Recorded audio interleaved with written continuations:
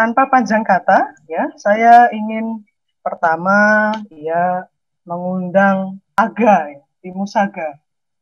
Barangkali selama 5 menit, kau boleh bercerita kepada teman-teman mengenai Pak Sapardi dalam pengalaman perjumpaanmu dengannya selama ini, baik dalam karya ataupun sebagai sosok yang sehari-hari. Aga, silakan selama 5 menit. Dika boleh bercerita berangkat dari esai yang telah kamu tulis atau mau dikembangkan dengan momen-momen pertemuan yang lain. Monggo, silakan Aga. Terima kasih Purnama. Terima kasih juga untuk Bentara Budaya yang sudah mengundang saya untuk berbicara di sini. Lalu saya ingin menyapa ada Bu Sonya dan Bauk. Hai Bu Sonya dan Bauk. Halo. Terus kalau misalkan saya diminta untuk bercerita mengenai Pak Sapardi, perjumpaan pertama saya dengan Pak Sapardi itu kira-kira tahun 2008 justru, ketika seorang teman saya tuh ngasih saya CD musikalisasi puisinya Ari Reda, lalu Becoming Do. Terus dia bilang kayak ini tuh dari puisi-puisinya Sapardi Djoko Damono gitu. Terus karena saya suka banget dengerin CD itu, musikalisasi itu, terus saya jadi kayak ngulik gitu kayak Sapardi Djoko Damono. Terus mulai baca-baca buku-bukunya, lalu mengenal beliau dari situ. Dan tahun 2013 ketika saya melanjutkan program magister di FIB UI, saya terus tahun 2012 justru saya bekerja bersama beliau di proyek ini, peluncuran kumpulan puisi, peluncuran buku puisi Namaku Sita di Salihara. Beliau minta saya untuk baca puisinya itu untuk dilakonkan sebagai Sita. Terus waktu itu seneng banget kan, terlibat satu proyek bersama Bapak. Nah, terus 2013 saya lanjut kuliah di FIB UI, diajar sama Bapak. Terus 2016 saya lulus dari UI, saya diminta Bapak untuk mengasisteni beliau di Sekolah Pasca Sarjana IKJ. Nah, jadi kayak perkenalan saya sama beliau itu kayak ya di kampus gitu. Jadi mahasiswanya, terus jadi senang banget bisa jadi asistennya juga. Terus dari situ saya kenal sama Bu Sonya, sama Bawuk, terus loh. Tidak apa-apa, Sorry. Tadi kayak lumayan panik gitu. Ya saya kenal sama Bu Sonya, kenal sama Bawuk, terus bekerja bersama mereka. Terus ya yang saya kenal Pak Sapardi tentu jadi kayak ada dua sisi gitu. Yang pertama Pak Sapardi secara pribadi dengan keluarganya, dan Pak Sapardi sebagai dosen gitu ya di kampus gitu. Yang saya lihat tuh kayak kalau ditanya kesan ya banyak banget gitu ya, belajar banyak banget dari beliau. Kayak apa namanya, di kelas gitu saya ngelihat beliau tuh yang paling saya suka adalah beliau tuh dosen, beliau profesor yang sudah ya, levelnya udah tinggi banget gitu. Tapi tuh beliau tuh selalu mau belajar dari orang-orang kayak saya gitu ya, mahasiswa yang nggak tahu apa-apa ini gitu. Dan beliau tuh sering nanya kayak ada apa perkembangan terbaru sekarang, Instagram tuh punya story itu apa, terus kenapa orang-orang ini follow aku, terus kalau aku like orang ini kenapa apakah aku harus like balik, kalau aku di like, kalau aku di follow apakah harus di follow balik gitu. Jadi menyenangkan gitu loh untuk bertemu dengan seorang profesor gitu senior tapi yang masih mau belajar dan nanya-nanya ke saya kayak tentang penulis-penulis baru sekarang siapa, nama-nama yang masih muda siapa, nggak kayak ngejudge kayak zaman gue kayaknya yang paling oke nih, biasanya kan gitu ya kalau udah yang udah senior gitu kayaknya merasa yang mereka tahu tuh udah cukup gitu. Tapi ini enggak, Bapak tuh selalu berusaha untuk belajar yang baru tuh apa gitu. Dan itu yang paling saya ingat gitu dari Bapak, dan itu membuat saya jadi mikir kayak oh ya emang seberapa advance kamu di dalam satu bidang ya, jangan malu untuk belajar dan nanya sama yang junior gitu. Karena itu akan menjaga kamu untuk terus apa namanya, apa ya, kayak ilmu padi gitu loh, semakin tinggi kamu semakin merunduk gitu, dan jadi bapak tuh humble banget, jadi kayak oke, kalau aku udah gede nanti aku mau kayak bapak gitu, kayak pengen tetap belajar dan mau senantiasa humble gitu. Tulisan di dalam tulisannya itu juga aku bisa ngelihat itu sih dari mungkin kalau di tulisan yang aku submit buat buku ini, aku nulis bahwa betapa tulisan-tulisannya Pak Sapardi itu menggunakan bahasa yang sangat mudah untuk dimengerti oleh siapa saja gitu ya, baik dalam tulisan fiksi ataupun non fiksinya gitu. Jadi kayak pengetahuan itu sebaik-baiknya adalah yang bisa dibagikan kepada orang lain dan bisa dimengerti oleh orang lain gitu. Jadi itu sih yang bikin aku merasa Bapak itu mungkin satu di antara 1.000 gitu dari orang-orang yang aku perhatikan ada di dunia ini gitu, sastra dan akademia gitu. Karena beliau tuh bisa punya kemampuan untuk mengolah apa yang rumit yang ada di kepalanya, yang beliau cerna, dan kayak semacam memfasilitasi kita untuk mempelajari dan memahami itu dengan bahasa yang jauh lebih mudah. Itu sih. Baik. Oke, baik. Terima kasih banyak, Aga. Iya, sama-sama. Terima kasih. Ada poin-poin menarik bahwa ternyata Pak Sapardi yang selama ini lebih banyak kita baca karya-karya sastranya, ternyata adalah sosok pendidik yang baik, bisa dibilang begitu ya, Aga, yang selalu tak henti-hentinya justru mendengar lebih banyak dari mereka yang belajar kepadanya. Jadi ada semacam kerendah hatian yang dihayati oleh Pak Sapardi. Terima kasih, Aga. Ini memberi pesan mendalam tentang Pak Sapardi. Yeah. Aga di Jakarta berinteraksi cukup lama dengan Pak Sapardi, tapi bagaimana dengan teman-teman lain yang juga dari kota-kota yang berjauhan dengan tempat tinggal Pak Sapardi, tapi bertemu dengan beliau lewat karya-karyanya? Saya ingin beralih ke Mas Wiwit. Mas Wiwit di Semarang, yang dalam buku ini, ya, Mas Wiwit menerangkan pertemuan pertamanya pada saat sebuah acara di mana Mas Wiwit? Di Semarang pada itu Taman Budaya atau apa ya Mas Wiwit? Boleh cerita? Oke, saya mulai aja ya. Langsung saja, silakan. Mas. Iya. Terima kasih, Made. Terima kasih, teman-teman pembicara. Selamat sore juga. Jadi pertemuan itu memang membekas di benak saya karena justru saya bisa dikatakan sangat terlambat berkenalan dengan teks Pak Sapardi lebih jauh. Tapi justru pertemuan secara raga itu yang memulai kemudian saya mencoba untuk lebih membaca teks-teks Pak Sapardi secara lebih jauh. Itu peristiwa agak menggelitik sih, itu tahun 2010, tanggal 20 bulan Juni. Jadi memang saat itu Pak Sapardi baru saja merilis salah satu buku yang saya kira dicetak ulang di Gramedia, tapi versi ini lumayan jarang yang punya ya, karena seingat saya ini diterbitkan oleh penerbitnya Pak almarhum Jehan. Jadi waktu itu di Semarang itu buku ini dibedah dan barangkali karena pihak panitia mungkin menempatkan sosok Pak Sapardi sebagai sosok yang besar, profesor, maka acara kemudian diselenggarakan di sebuah ruangan yang sangat besar gitu. Jadi seolah-olah membayangkan bahwa acara diskusi itu kalau diselenggarakan di tempat yang besar itu akan berlangsung menjadi besar juga.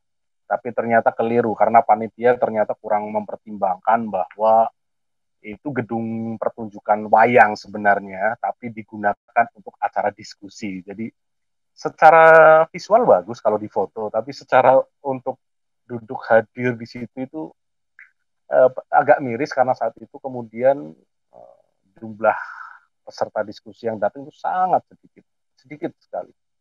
Saya paling menyebut hanya 8 orang dari ruangan yang sebegitu besar.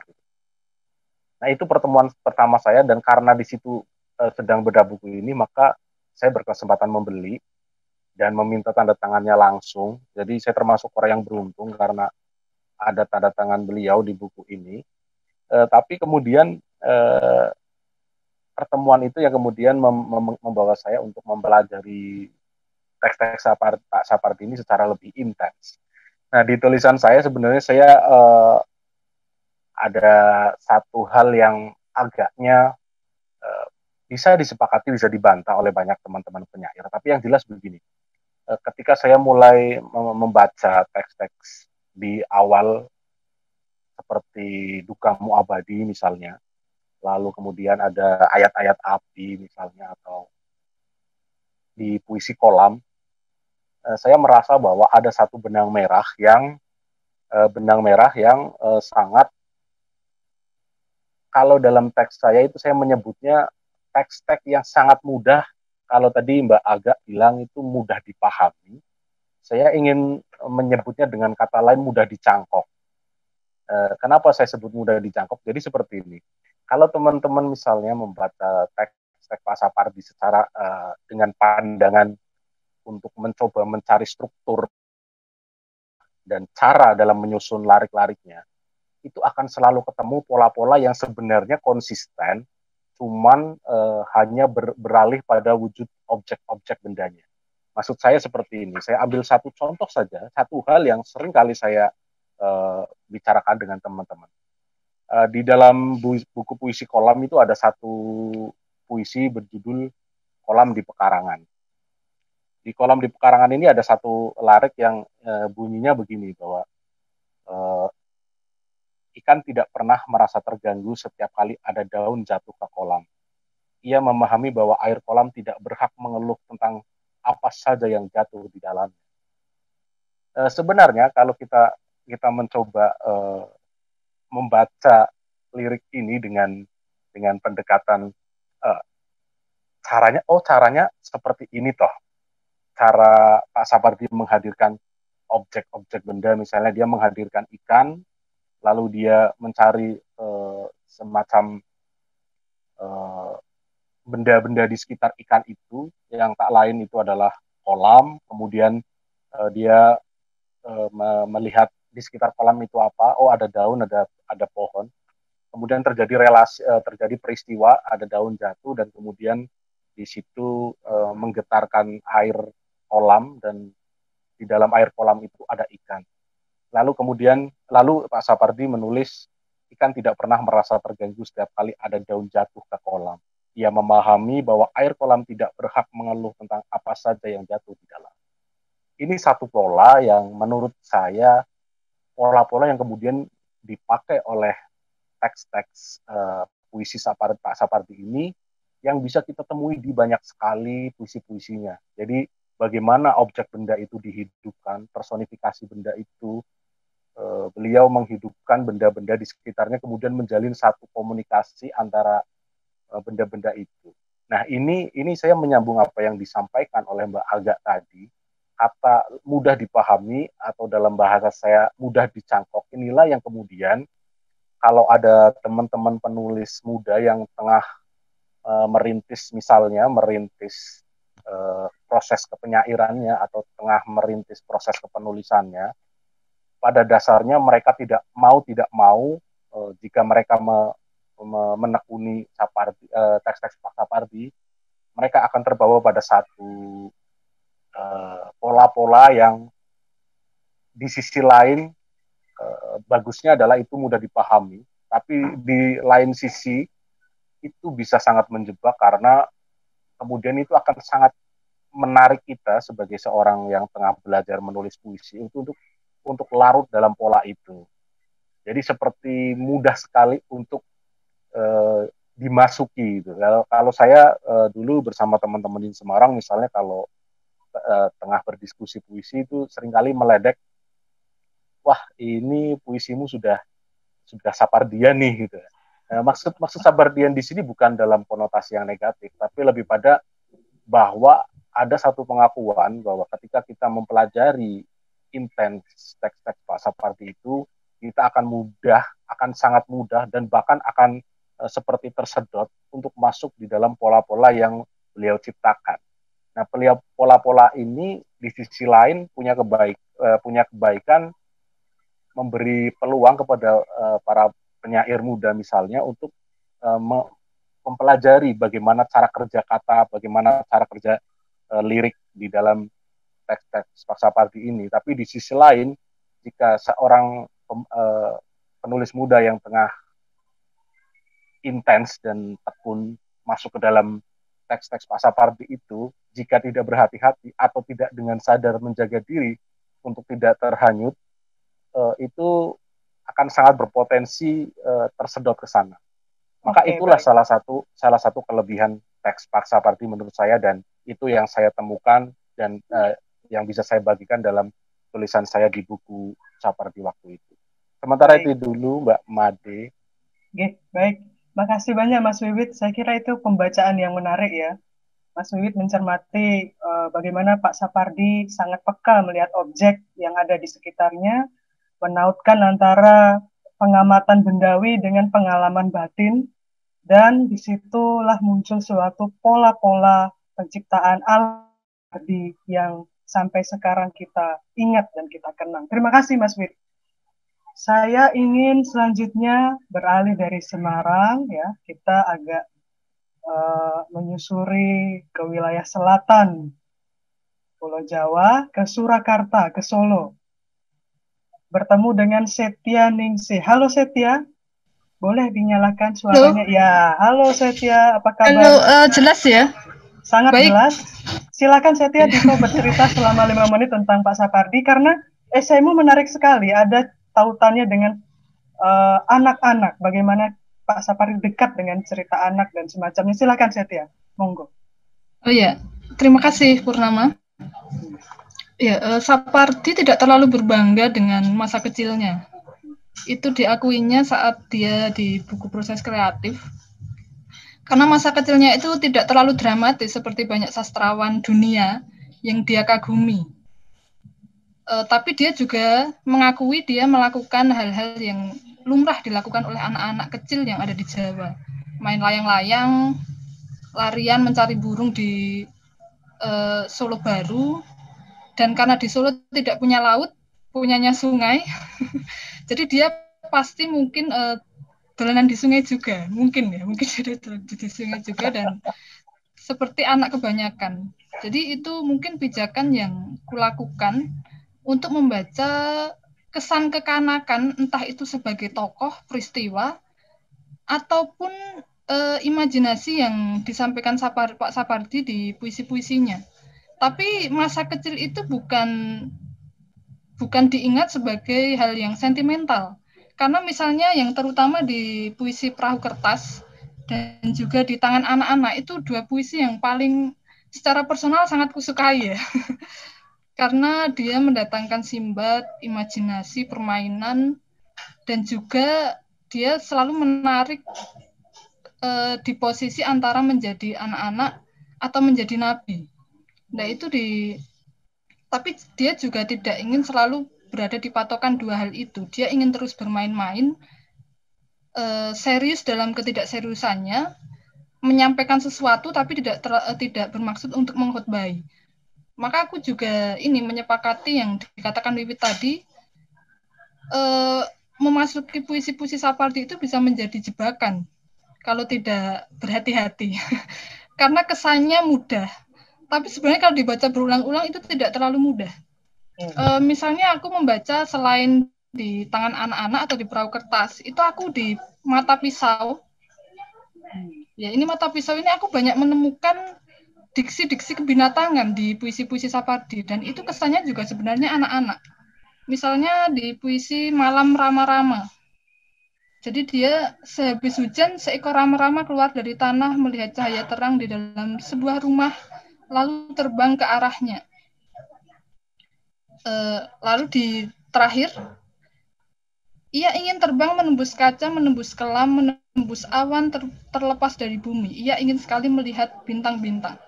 Padahal untuk binatang jenis rama-rama dibandingkan burung yang juga sangat banyak muncul di puisi-puisi Sapardi, rama-rama ini mungkin ada kesan pesimis ya. Kalau dia akan melihat bintang-bintang karena jarak terbangnya sangat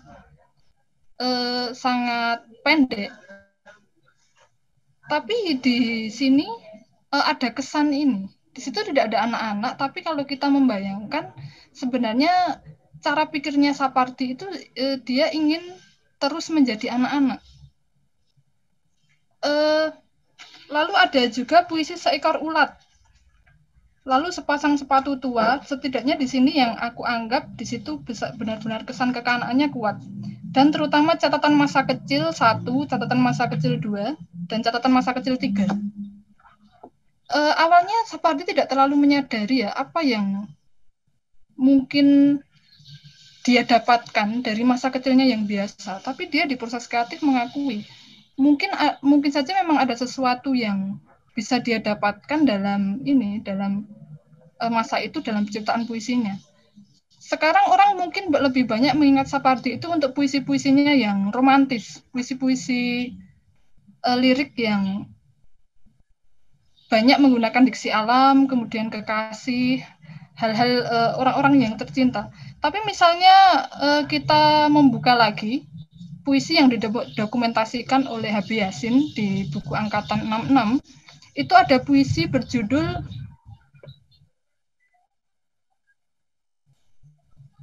Doa Pambah. Ini mungkin bukan puisi, ini pernah dimuat di Basis 4 Januari 1966. Dan itu masa-masa gaya puisi Sapardi itu masih sangat sentimental dengan perjuangan, pemujaan dengan pahlawan, dan juga ada kesan-kesan semangat yang agak militer gitu. Jadi mungkin ini bukan gitu ya. Jadi ini mungkin bukan puisi yang akan diidolakan orang-orang. Saya bacakan sedikit. Ya. Biarlah kami bersumpah kepada sejarah ya Tuhan untuk membuat bekas-bekas yang tak terbatas di lautan. Lagi-lagi ini ada lautan. Jadi mungkin untuk sampai pada bentuk puisi Sapardi yang hari ini, dia mungkin memang ada kesan konsisten, tapi dia melewati beberapa masa untuk mengubah gaya itu menjadi gayanya yang saat ini. Dan untuk itulah mungkin puisi-puisi Sapardi yang saat ini itu lebih banyak akan diingat daripada puisi-puisinya yang lawas. Nah, kembali ke anak, itu memang aku dulu agak penasaran kenapa beberapa sastrawan itu mengambil masa kecilnya untuk dijadikan lebih banyak biasanya prosa. Rabindranath Tagore menulis masa kecil. Kemudian Nur Sultan Iskandar itu juga menulis pengalaman masa kecil. Reda mengambil serpihan masa kecilnya menjadi cerita Nawira yang sangat menarik. Lalu Sapardi menuliskan itu sebagai puisi di masa muda. Di masa muda dan tua masih menggunakan perspektif itu. Dan kalau aku mengingat cerpennya, mungkin salah satunya yang ada di buku ini, aku membacanya yang di sini ya. Sepasang Sepatu Tua. Itu ada salah satu cerpen kisah si kancil, hikayat dongeng kancil. Nah itu aku kancil itu sangat terkenal sebagai dongeng yang termasuk yang tertua di Nusantara, banyak versinya. Tapi Sapardi ternyata juga menginterpretasikan ulang kancil dengan gayanya sendiri. Dan di sini kancil tidak lagi cerdik atau cerdas dan bisa ditipu, tapi dalangnya narator, Sapardi sebagai narator mengganti atau semacam membuat kancil itu dia tidak lagi bisa memperdaya binatang lain dan akhirnya dia kalah. Dan ini sangat lucu, bukan lucu, mungkin agak aneh gitu loh, agak aneh. Mungkin itu dulu, nanti kita sambung lagi di obrolan. Ya, ini menarik sebenarnya. Setia melontarkan pertanyaan yang saya kira valid ya. Kok banyak seniman ataupun juga sastrawan yang mengelaborasi masa kanak menjadi puisi. Dan tadi Setia dengan baik sekali, mungkin karena Setia sudah sangat sering bergelut dengan arsip, jadi banyak referensi puisi Sapardi yang berkorelasi dengan masa kanak yang Diko sebutkan. Nanti Setia tolong bercerita lagi lebih banyak tentang puisi-puisi Pak Sapardi yang mengelaborasi masa kanaknya, terutama di Solo, terutama kalau di Solo. Saya beralih ke Wulan Dewi Saraswati. Nah, pertanyaan untuk Wulan barangkali begini ya, karena Wulan juga adalah salah seorang penyair muda gitu ya di Bali ya. Saya ingin tanya kira-kira pengaruh Pak Sapardi bagi sosok Wulan yang penyair muda ini seperti apa? Karena kurang lebih tulisanmu dalam buku esai Sapardi waktu itu juga bercerita demikian. Silakan Wulan, 5 menit untuk diri. Ya, terima kasih. Selamat sore kepada panitia yang sudah menyelenggarakan acara ini. Saya ingin menyapa juga keluarga dari Pak Sapardi. Saya menyapa juga Mbak Linda dan 22 penulis yang terlibat dalam buku ini. Selamat sore, salam dari Bali. Jadi, pada suatu ketika, beranjak dari pernyataan dari Kak Purnama, ketika saya merilis meluncurkan buku antologi puisi saya yang berjudul 1000 Pagi Secangkir Cinta, itu ada yang bertanya ke saya, seorang wartawan, dia bilang, apakah puisi-puisimu terpengaruh oleh Sapardi? Kemudian saya tercengang gitu. Saya sama sekali tidak berpikir bahwa puisi-puisi saya terpengaruh oleh Pak Sapardi. Meski saya punya karya-karya beliau, meski saya mengagumi beliau sejak di bangku SMA, tapi menurut saya hal itu ternyata yang seperti dibahas oleh teman-teman tadi, itu secara tidak sadar ada di alam bawah sadar kita gitu. Jadi saya merasa, oh mungkin karya-karya saya juga terpengaruh gitu, tapi saya merasa karya-karya Sapardi itu jauh sudah terkesan mudah, benar, terkesan mudah. Banyak orang juga yang ingin meniru teknik dan gaya beliau gitu, dan banyak orang juga gampang menjudge bahwa oh ini Sapardian gitu. Jadi di kuliah itu banyak dosen-dosen juga oh ini terlalu Sapardian ini puisinya gitu, juga beberapa kelompok orang juga bilang seperti itu untuk beberapa karya-karya yang lain. Kemudian saya mencari tahu kenapa sih puisi Sapardi itu begitu melekat gitu di benak anak-anak muda, terutama yang aliran romantisme seperti saya dan beberapa anak muda lain yang sangat suka dengan musikalisasi puisi. Dan pertemuan saya pertama kali dengan Sapardi itu pada tahun 2013 menjawab semua pertanyaan-pertanyaan saya. Pada tahun 2013 itu ada suatu acara di Denpasar. Itu pertama kalinya orang-orang anak muda Denpasar, Bali itu bertemu dengan sosok Maestro Sapardi. Jadi itu bergerumun orang-orang datang.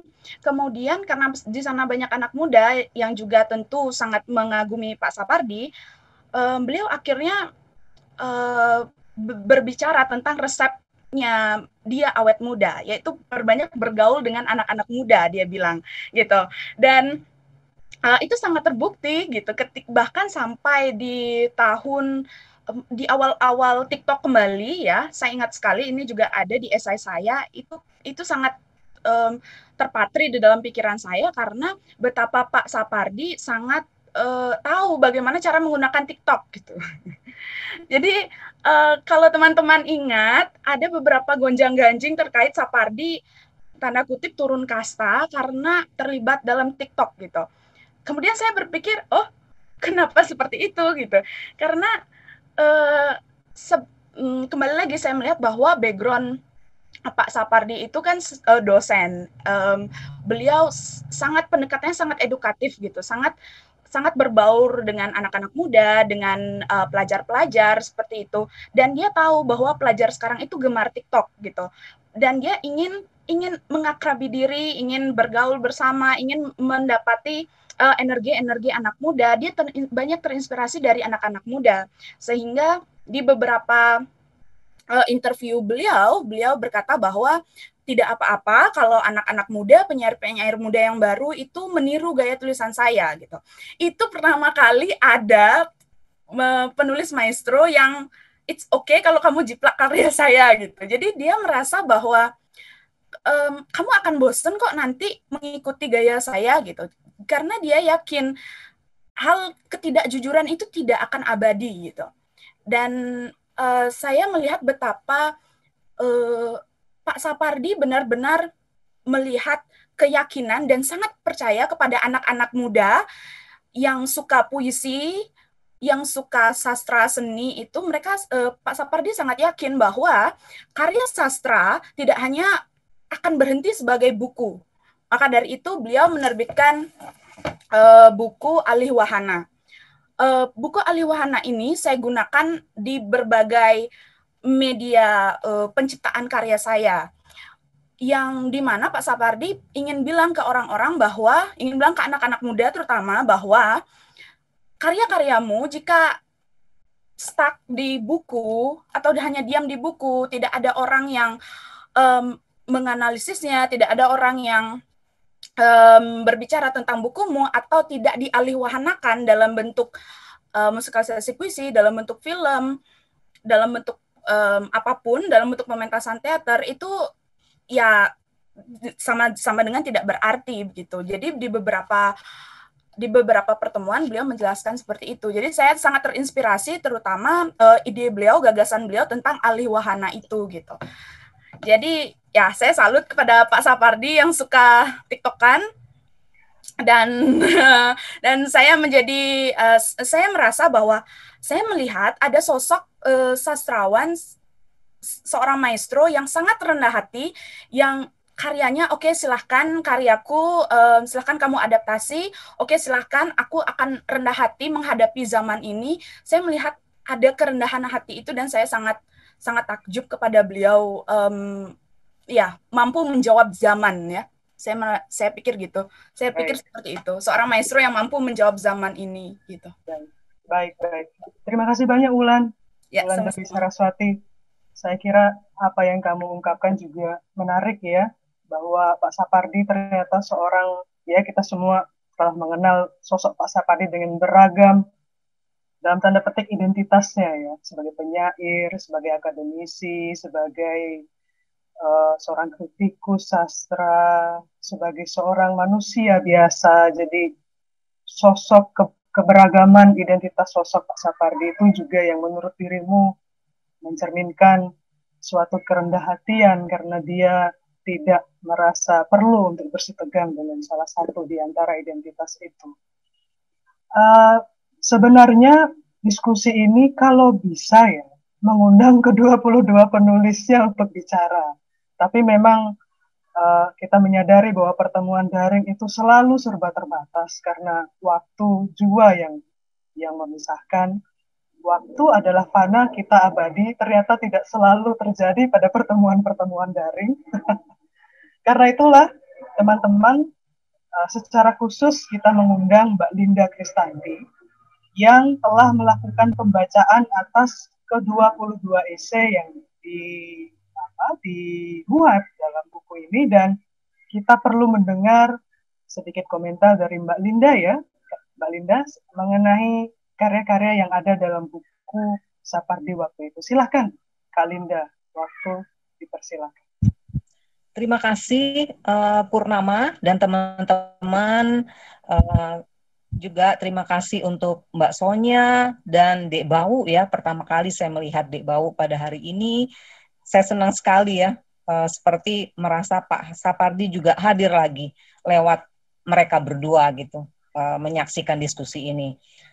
Dan diskusi hari ini memang untuk merayakan puisi-puisi Pak Sapardi Djoko Damono dan juga merayakan karya 22 penulis yang menulis tentang dirinya dan puisi-puisinya tentang sosok Pak Sapardi.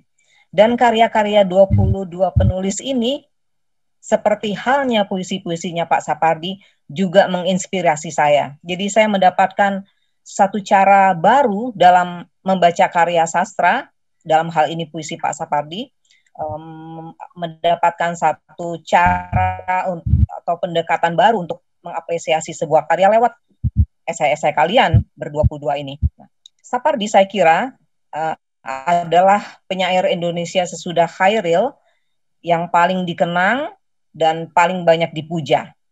Tentu saja kita tidak pernah melupakan Rendra misalnya, tetapi Sapardi membuat kita merasa puisi terasa begitu hangat, begitu dekat, berarti dalam hidup kita. Dan saya juga ingin membagi sedikit pengalaman dengan beliau, selain juga tentunya saya akan juga menceritakan secara mungkin sepintas atau ringkas tentang pembacaan saya terhadap esai-esai teman-teman ini ya, karena waktunya menurut Mbak Juita 10 menit. Jadi harus pendek. Dan karena yang paling penting sebetulnya adalah diskusi dengan teman-teman semua, dengan 22 penulis ini, dengan pembacanya ya. Jadi ini hanya sebuah salah satu cara untuk membicarakan Pak Sapardi dengan 22 tulisan kalian. Jadi seorang lelaki kurus, berjalan pelan, memegang payung yang menguncup seakan tongkat, dan di sisinya seorang perempuan mengimbangi langkahnya. Di akhir tahun 1990-an, Fakultas Sastra di Universitas Indonesia masih ada. Belum berganti nama menjadi Fakultas Ilmu Budaya. Yang pada saat ini tentu mungkin sastra dipandang sebagai gejala budaya semata ya, berbeda dengan pada masa itu dia menjadi satu fakultas tersendiri. Udara cukup sejuk sore itu, saya sedang menunggu seorang teman yang belum berakhir jam kuliahnya dan berada dalam sebuah gedung. Tempat ruang kerja lelaki itu berada, duduk di bangku yang menghadap jalan. Selama bertahun-tahun saya melihat pasangan ini berjalan bersama. Sapardi Djoko Damono sang maestro dan istrinya Sonya. Di waktu-waktu lain, di masa depan, saya melihat mereka juga berjalan bersama seperti ini, sampai akhir hayat Sapardi. Bagi mahasiswa-mahasiswa di Fakultas Sastra, Universitas Indonesia, Sapardi lebih dari seorang mahagu.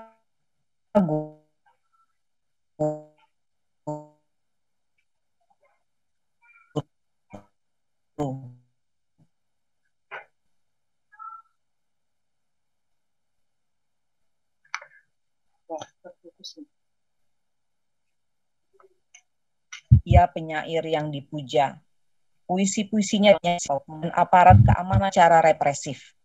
Tetapi mahasiswa yang terpisah dalam 4 jurusan kehendak waktu itu, kiri, rohis, sekte, datang ke kampus pulang pergi ataupun dan pulang ke rumah, dan para borjuis imut bersatu dalam keheningan ketika menyimak puisi Sapardi disenandungkan di aula kampus. Puisi-puisinya pun mengelana jauh dari Fakultas Sastra, lingkungan sastra, dan pembaca karya-karya sastra. Sehingga Ani Marda, salah seorang penulis buku Sapardi waktu itu yang kita bicarakan hari ini, mengenal puisinya pertama kali dari sehelai surat undangan pernikahan, hingga akhirnya tertarik kepada puisi-puisi sang penyair yang membicarakan alam ataupun gejala alam, termasuk Hujan Bulan Juni yang rupanya ditulis di musim kemarau. Puisi Sapardi juga mengajak pembacanya memahami majas dengan mudah, seakan kalimat dalam percakapan sehari-hari, seperti ketika dalam kehidupan ini, semua orang telah berbicara melalui puisi. Racikannya sempurna, tidak terlalu gelap dan personal hingga sukar dipahami, menggema dalam kesederhanaan, sebagaimana yang dituturkan Rizky Amir ketika menelisik 3 sajak Sapardi tentang kenangan, pengalaman, dan hawa dingin. Esai 22 penulis dalam antologi Sapardi waktu itu membawa kita memasuki puisi-puisi Sapardi, menyusuri relung-relungnya, mendengarkan dialog dan argumentasi, dan menyadari bahwa puisi-puisi telah menjadi ruang-ruang bebas untuk para penulis ini berpikir, merasa, dan berpendapat selain mengapresiasi keindahannya. Salah satu esai cemerlang ditulis Han Putro Widiono. Ia mengisahkan rumah Sapardi untuk menemukan perbedaan rumah masa silam dan rumah melalui pengalaman orang kota yang jarang pulang dalam puisi-puisinya. Sementara itu, Dimus Saga terkesan dengan cara sang penyair memperlakukan pengalaman sebagai sumber ilham. Tidak harus menyangkut hal besar, karena hal yang tampak sederhana pun terbentuk oleh kebudayaan, yaitu hal besar dan masih berlangsung. M.A. Mas'ud takjub pada kesederhanaan bahasa Sapardi dan mengulas puisi Marsinah yang mengingatkannya kepada praktik pelanggaran hak-hak asasi manusia di masa Orde Baru, sedangkan Adi Boraya mengenang sang penyair sebagai sosok yang peduli terhadap upaya penyebaran budaya secara efektif dengan mendukung penerjemahan karya sastra ke bahasa asing. Wulandewi bercerita tentang kepergian Sapardi dan mengingat penjelasannya tentang puisi.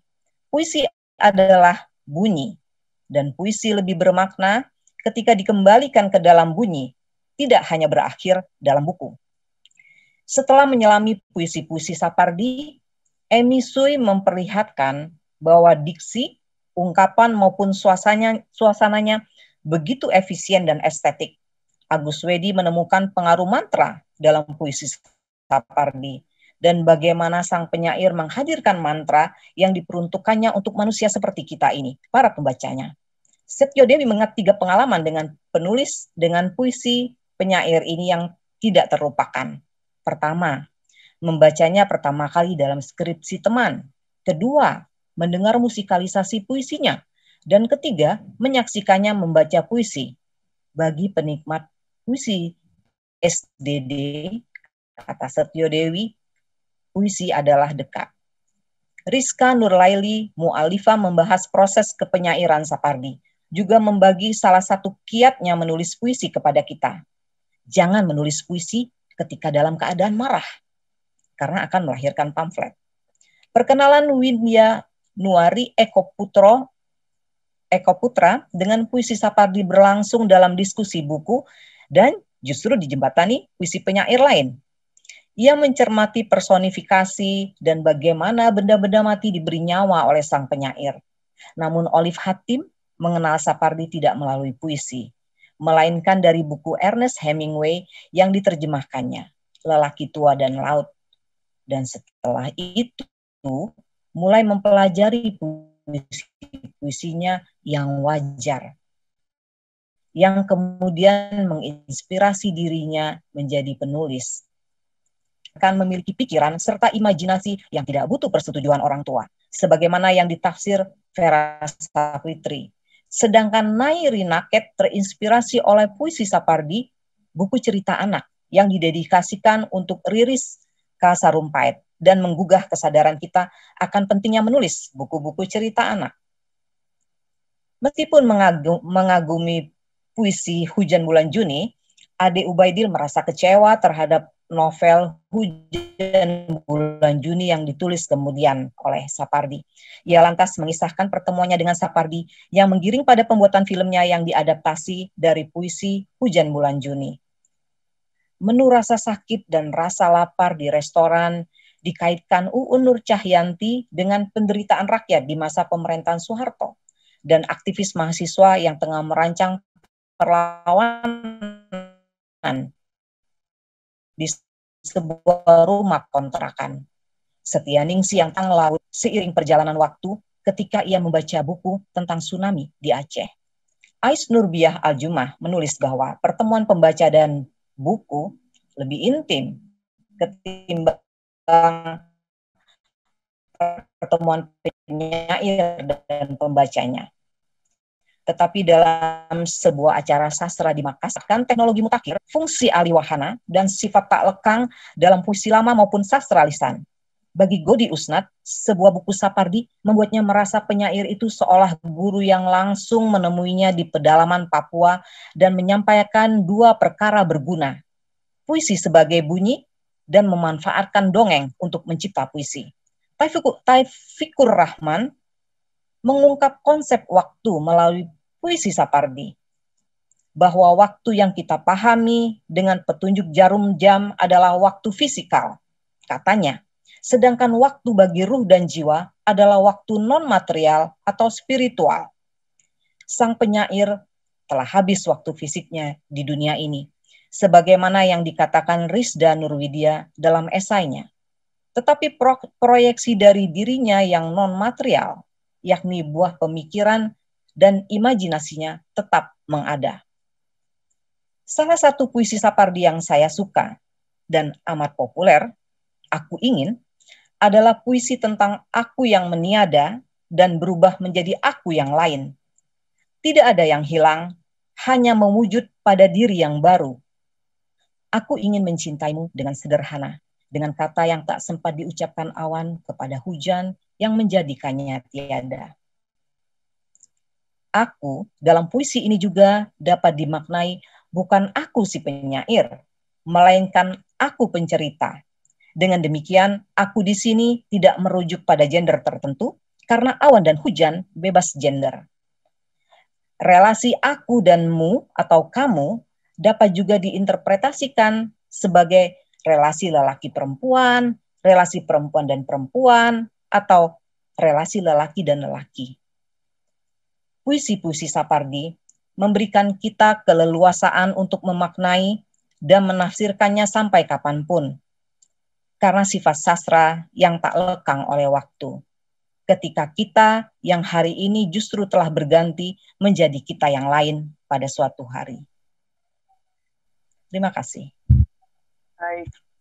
Terima kasih banyak Mbak Linda untuk sebuah pembacaan yang sangat komprehensif ya mengenai karya-karya yang ditulis ya, karya esai yang ditulis oleh teman-teman muda dari berbagai daerah di Indonesia ini. Saya bingung juga itu menanggapinya gimana karena sangat sangat utuh sekali. Terima kasih Kak Linda.